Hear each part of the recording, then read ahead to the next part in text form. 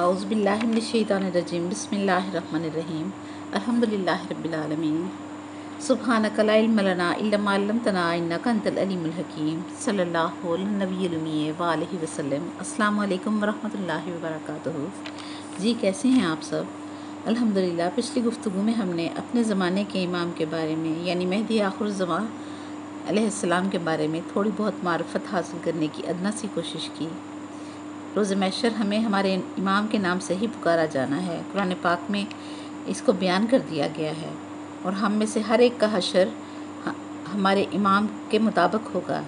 جیسا امام ہم نے چنا ہوگا زندگی میں ویسا ہی روز محشر جو ہے ہمارے ساتھ سلوک ہوگا۔ اللہ اکبر۔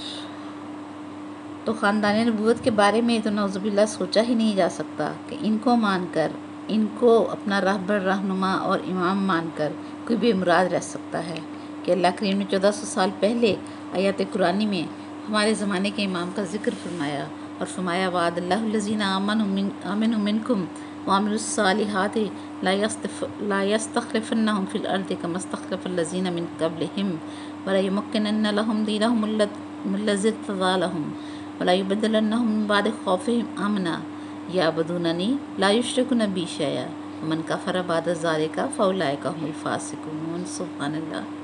قرآن پاک صبح قیامت تک کی انسانی ضروریات کو پورا کرنے کے لیے نازل کیا گیا ہے اور ایسے دین کی کتاب ہے کہ جس کو قیامت تک زندہ اور باقی رہنا ہے، اور اس کتاب میں انسانوں کی ضرورتوں، مصیبتوں، دکھوں، پریشانیوں کا علاج بھی جو ہے وہ کرنا ہے۔ لہٰذا قرآن نے ایک وعدہ کیا ہے، اگر قرآن یہ وعدہ نہ کرتا تو ہمارے سامنے مستقبل بہت اندھیرا ہوتا اور ہمیں کوئی آس نہ ہوتی۔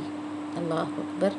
اب ہمیں آس ہے، امید ہے، وہ یہ ہے کہ دنیا کے بادشاہوں نے اپنی بادشاہتیں چلا لی، شہنشاہیت چلا لی، خلافتیں چلا لیں۔ اللہ اکبر۔ سوشلزم کو لے کر چل پڑے، جمہوریت کا نظام لے کر چلا کر دیکھ لیا۔ اللہ کریم فرماتا ہے جب تم تھک جاؤ گے خود اپنے بنائے ہوئے نظاموں سے اور پھر ہاتھ جوڑ دو گے اور کہو گے کہ یا رب کریم ہم سے یہ دنیا نہیں سنبھلتی، کسی کو بھیج دے، تو اس وقت اللہ کا رہبر آئے گا، ہمارے زمانے کا امام ظہور فرمائے گا۔ وہ تلوار لے کر نہیں آئے گا کہ سب کی گردنیں کاٹ دے گا، کہ نبی کریم صلی اللہ علیہ وسلم بھی تلوار لے کر نہ آئے تھے، لیکن کیا ہے کہ وہ حق بات کی طاقت سے اور انصاف کی طاقت سے ساری دنیا میں اسلام کو رائج کر دے گا۔ اس وقت میں اللہ کریم صاحبان ایمان و عمل کے حامل افراد کو تمکنت عطا کرے گا، قوت عطا کرے گا، اقتدار اعلیٰ عطا کرے گا۔ اسی لیے امام مہدی علیہ السلام ان کی سربراہی کریں گے۔ اللہ اکبر۔ اور پھر قرآن فرماتا ہے کہ ہم اس وقت دین کو غالب کر دیں گے جس کو ہم نے انسانوں کے لیے اور مومنوں کے لیے بالخصوص پسند کر لیا ہے۔ اللہ اکبر۔ دینہم الذی ارتضی لہم، میں اس دین کو غالب کر دوں گا جس کو میں نے بالخصوص پسند کیا ہے۔ سیدھا سیدھا اسلام کو غلبہ دے دے گا، یہ نہیں فرمایا بلکہ فرمایا میں اپنے ارتضا کیے ہوئے دین کو اقتدار اعلیٰ دے دوں گا۔ سبحان اللہ۔ قرآن کے ورق پلٹے تو معلوم ہوتا ہے کہ الیوم اکملت لکم دینکم واتممت علیکم نعمتی ورضیت لکم الاسلام دینا۔ سبحان اللہ۔ یہیں پر اللہ کریم نے اس دین سے راضی ہونے کا اعلان فرمایا ہے۔ تو جب نبی کریم صلی اللہ علیہ وسلم کی حدیث ہم اٹھاتے ہیں تو ان میں بھی ہمیں اپنے زمانے کے امام کا ذکر جو ہے وہ بخوبی ملتا ہے، اور بخوبی ہم ان حدیث کو پڑھ کے اپنے زمانے کے امام کی معرفت جو ہے وہ حاصل کر سکتے ہیں۔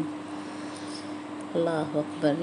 اللہ کریم ارشاد فرماتا ہے کہ وہ جب آئیں گے کہ صبح قیامت تک کے دین کا نام جو ہے وہ دین ارتضا ہو گیا ہے، اور جب میرا مہدی آئے گا تو میرا بھیجا ہوا مہدی انسانوں کو خوف سے نکال کر امن کی حالت میں لے آئے گا۔ اس حال میں پھر کیا ہوگا؟ دنیا کے لوگوں کا انداز زندگی کیا ہوگا، انداز عبادت کیا ہوگا؟ رب فرماتا ہے یعبدوننی، سب کے سب میری عبادت کریں گے، اور پھر فرماتا ہے لا یشرکون بی شیئا، میرے ساتھ کسی کو بھی شریک جو ہے وہ نہ بنایا جائے گا، شرک کا نام دنیا سے مٹ جائے گا۔ یہ ہوگا ہمارے زمانے کے امام مہدی آخر الزمان کی قیادت میں نافذ ہونے والے مذہب کا مستقبل، جس مذہب کو اللہ کریم نے پیغمبروں اور اماموں کے ذریعے ہمارے درمیان بھیجا ہے۔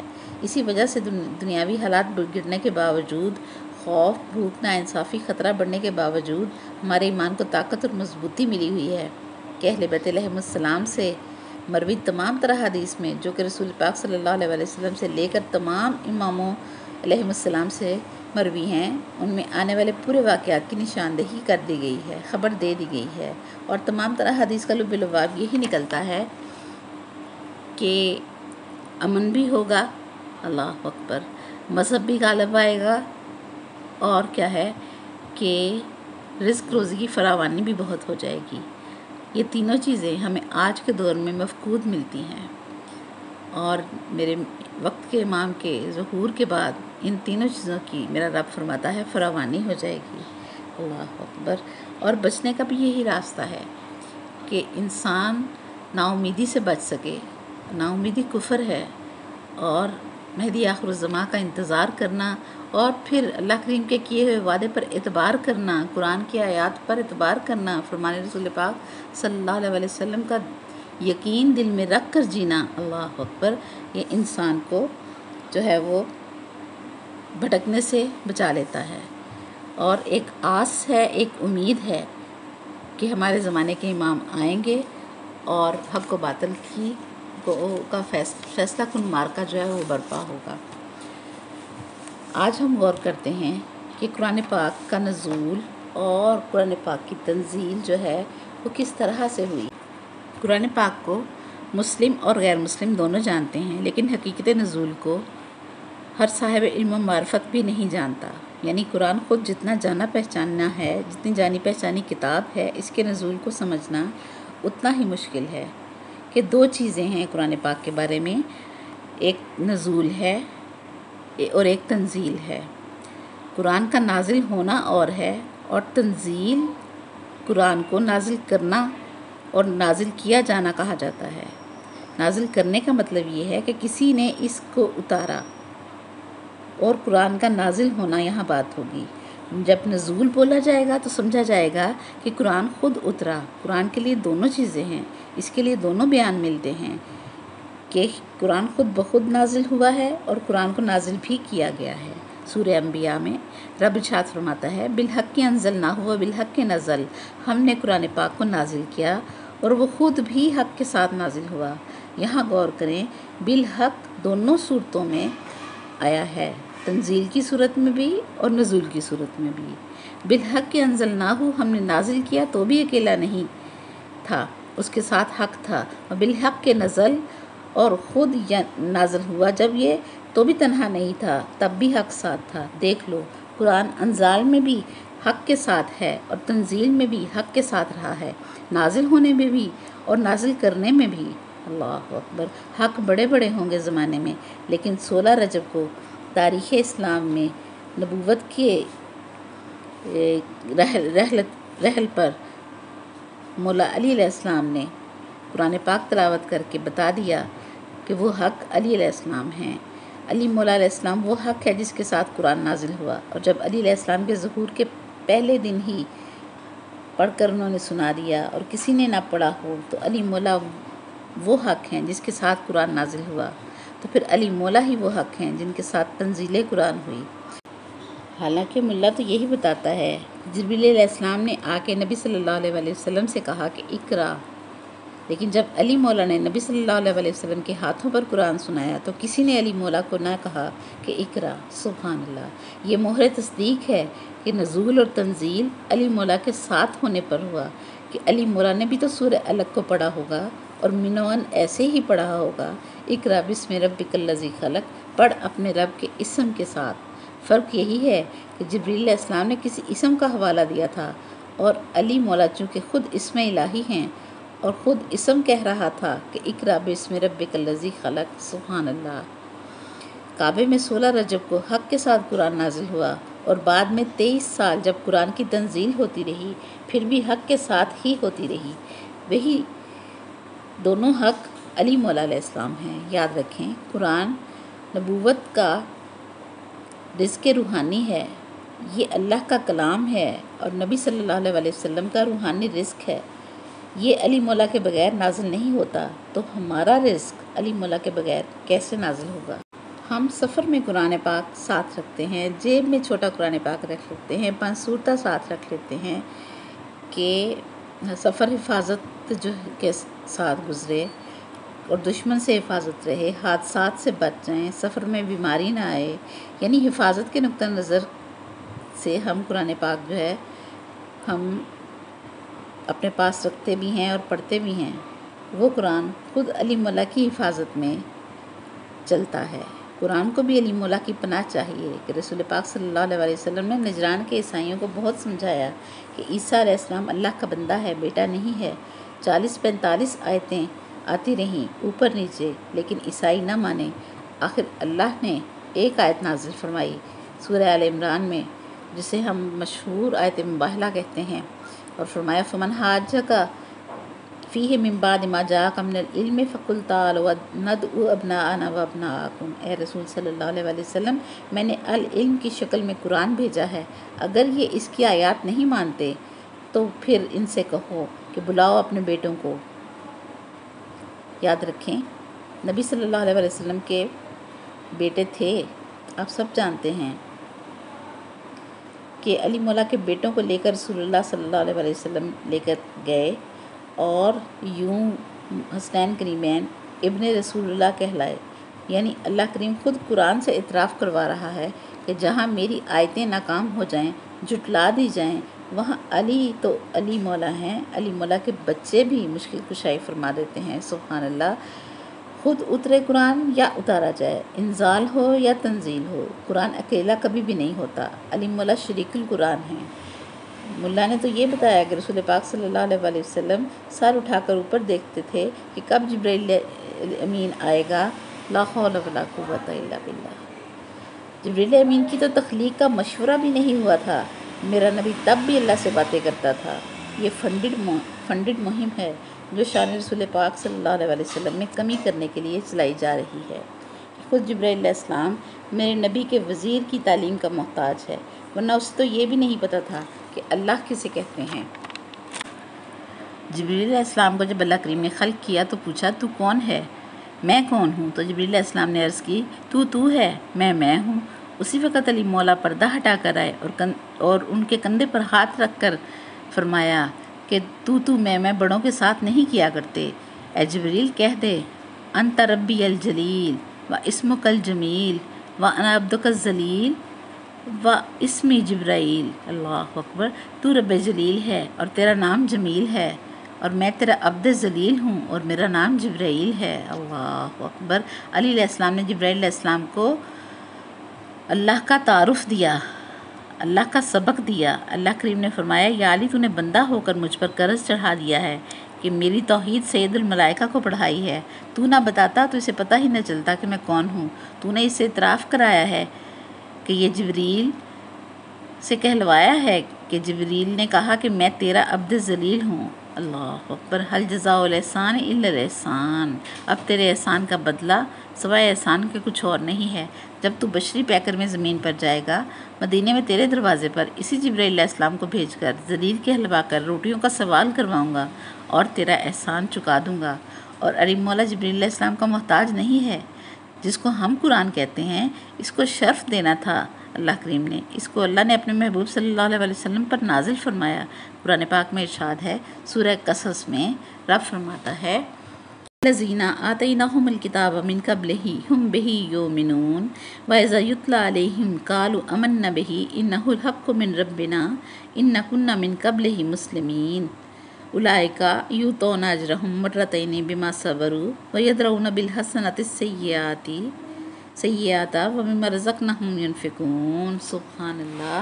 رب ارشاد فرما رہا ہے سورہ قصص میں کہ وہ لوگ قرآن بھیجنے سے پہلے ہم نے جن کو کتاب عطا کر دی تھی، من قبل ہی ہم بہی یؤمنون، اس قرآن سے پہلے وہی تو قرآن پر ایمان لائے ہیں۔ اللہ اکبر۔ وَإِذَا یُتْلَىٰ عَلَيْهِمْ قَالُوا آمَنَّا بِهِ، اور جب ان کے سامنے قرآن کی تلاوت کی جائے تو پھر کہتے ہیں ہم اس پر ایمان لا چکے ہیں۔ اللہ اکبر۔ اِنَّهُ الْحَقُّ مِن رَبِّنَا، کہ ہم گواہی دیتے ہیں کہ یہ ہمارے رب کی طرف سے حق ہے اور ہمارے رب کی طرف سے آیا ہے، ہم تو اس سے پہلے اسے تسلیم کرنے والوں میں شامل ہیں۔ اللہ اکبر۔ اِنَّا كُنَّا مِن قَبْلِهِ مُسْلِمِينَ، ہم تو اس سے پہلے ہی اس کو تسلیم کرنے والے ہیں۔ سبحان اللہ، پہلے ہی قرآن پر ایمان رکھنے والے ہیں۔ اللہ کہتا ہے کہ آتَيْنَاهُمُ الْكِتَابَ، کتاب ہم نے ان کو اس سے پہلے ہی ہم دے چکے ہیں۔ اب سمجھیں قرآن کے مطابق کون ہیں یہ لوگ جو قرآن کے حامل ہیں۔ اولئک یؤتون اجرہم مرتین بما صبروا، اللہ فرماتا ہے ان لوگوں کو ان کے صبر کے بدلے دگنا بدلہ دیا جائے گا۔ اللہ اکبر۔ وَيَدْرَؤُونَ بِالْحَسَنَةِ السَّيِّئَةَ وَمِمَّا رَزَقْنَاهُمْ يُنْفِقُونَ، اور اس لیے کہ یہ صبر کرتے رہے اور بھلائی کے ساتھ برائی کو دور کرتے رہتے ہیں، اور جو مال ہم نے ان کو دیا ہے اس میں سے خرچ کرتے رہتے ہیں۔ سبحان اللہ، اللہ اکبر۔ اب یہ کون لوگ ہیں جنہوں نے ایمان چھپایا، اور ایسے صاحبان ایمان ہیں کہ ادھر ان کے سامنے قرآن کی آیت کی تلاوت ہوتی ہے، ادھر وہ تصدیق کر دیتے ہیں، اور ان کو پہلے ہی قرآن عطا ہو چکا ہے اور وہ اس کو حق بھی کہتے ہیں اور خود کو اس پر ایمان لانے والا بھی کہتے ہیں۔ اس کے لیے مثال سمجھیں، آپ کسی کے گھر جائیں، مہمان ہوں، اس کے گھر سے ایک بچہ آئے، آپ اس سے کوئی نظم پوچھیں کہ وہ تمہیں آتی ہے، تو وہ بچہ فرفر سنا دے، تو آپ خود ہی سمجھ جائیں گے کہ اس گھر کا بچہ پڑھا لکھا ہے، اس کو نظم آتی ہے، تو صاحب گھر جو ہے اس سے پوچھنا حماقت ہے کہ آپ پڑھے لکھے ہیں، یقیناً بچے کو ماں باپ نے ہی یاد کروائی ہوگی وہ نظم۔ تو اب جو مولا علی قرآن پڑھ رہا ہے 3 دن کے بچپنے میں، اس کے والدین کی معرفت قرآن کیسی ہوگی؟ سبحان اللہ، یہ عام عقلوں میں سما ہی نہیں سکتی کہ جس ابو طالب علیہ السلام کا 3 دن کا بچہ قرآن پڑھ رہا ہو، خود اس کا رشتہ قرآن کے ساتھ کیا ہوگا، یہ ہماری عقلوں میں نہیں آ سکتا کہ نبی صلی اللہ علیہ وسلم کا نکاح پڑھوانے سے پہلے بھی سیدنا ابو طالب علیہ السلام نے الحمدللہ رب العالمین پڑھا تھا۔ یاد رکھیں اس وقت بھی قرآن نازل نہیں ہوا تھا اور یہ سورت نازل نہیں ہوئی تھی۔ یاد رکھیں آدم علیہ السلام ہوں یا عیسیٰ علیہ السلام، ہر ایک کا دنیا میں پتہ ہے کہ کیا ہیں، لیکن 2 ہستیاں حضرت ابو طالب علیہ السلام اور حضرت مولا علی علیہ السلام، دونوں باپ بیٹا کی شان قیامت میں پتہ چلے گی کہ یہ کیا ہیں۔ اس دنیا میں ان کی معرفت کا ادراک نہیں ہو سکتا، اور یہ بھی کہ مولا علی علیہ السلام نے محمد رسول اللہ صلی اللہ علیہ وسلم سے امانتیں لیں، اور ابو طالب علیہ السلام نے ہمارے رسول اکرم صلی اللہ علیہ وسلم کو امانتیں دی ہیں۔ بیٹا ہمارے رسول پاک صلی اللہ علیہ وسلم سے امانتیں لینے والا ہے، اور باپ رسول اللہ صلی اللہ علیہ وسلم کی امانتیں دینے والا ہے۔ یہ قیامت کو پتہ چلے گا کہ یہ دونوں کس مقام پر ہیں۔ حضرت ابو طالب علیہ السلام کو اللہ کریم نے بھی فرمایا کہ علی اپنے گھر میں نازل کروں گا، اور تم یہ احسان کرنا کہ اس کو اپنا بیٹا کہتے رہنا، تاکہ لم یلد کی شان جو ہے وہ سلامت رہے، اور حسنین کریمین سے مولا علی کو باپ کہلوا کر لم یلد کی شان جو ہے وہ بچائی۔ یاد رکھیں علی مولا علیہ السلام اور ان کی ولایت کا عقیدہ دل میں رکھنے والا منافق نہیں ہو سکتا، منہ پر واہ واہ کر کے پیٹھ پیچھے چھریاں نہیں چلا سکتا، ان کو ماننے والا منافق نہیں ہوتا۔ پھر قرآن کہتا ہے کہ ابو طالب علیہ السلام کا گھر وہ ہے جنہیں پہلے سے کتاب دے دی گئی۔ سبحان اللہ۔ اور انہی کے بارے میں سورہ بقرہ میں اللہ کریم ارشاد فرماتا ہے الذین آتیناہم الکتاب یتلونہ حق تلاوتہ، جن کو میں کتاب دے چکا ہوں وہی کتاب کی تلاوت کا حق ادا کرتے ہیں۔ اللہ اکبر۔ یہ وہ لوگ ہیں جن کو قرآن نے تلاوت کا حق ادا کرنے کی سند دے رکھی ہے۔ اللہ قرآن میں فرماتا ہے ماننا ہے تو پورے قرآن کو مانو، نؤمن ببعض ونکفر ببعض، یہ کیا کرتے ہو کہ بعض پر ایمان رکھتے ہو اور قرآن کے بعض کا کفر کرتے ہو۔ اور علی مولا کا فرمان ہے کہ اگر مجھے مسند علم پر بٹھایا جائے تو تورات والے آئیں تو تورات سے فتویٰ دوں گا، زبور والے آئیں تو زبور سے فتویٰ دوں گا، انجیل والے آئیں تو انجیل سے فتویٰ دوں گا، اور قرآن والے آئیں گے تو قرآن سے فتویٰ دوں گا۔ اللہ اکبر۔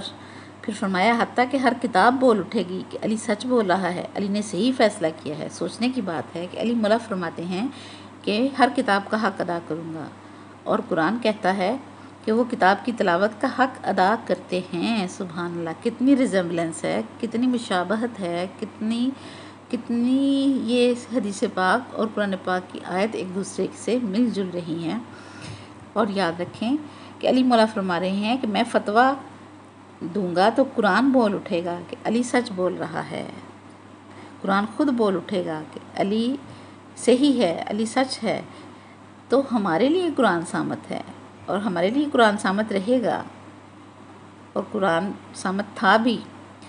اور علی مولا فرما رہے ہیں کہ میں فتویٰ دوں تو قرآن بول اٹھے گا، یعنی صامت قرآن ناطق ہو جائے گا۔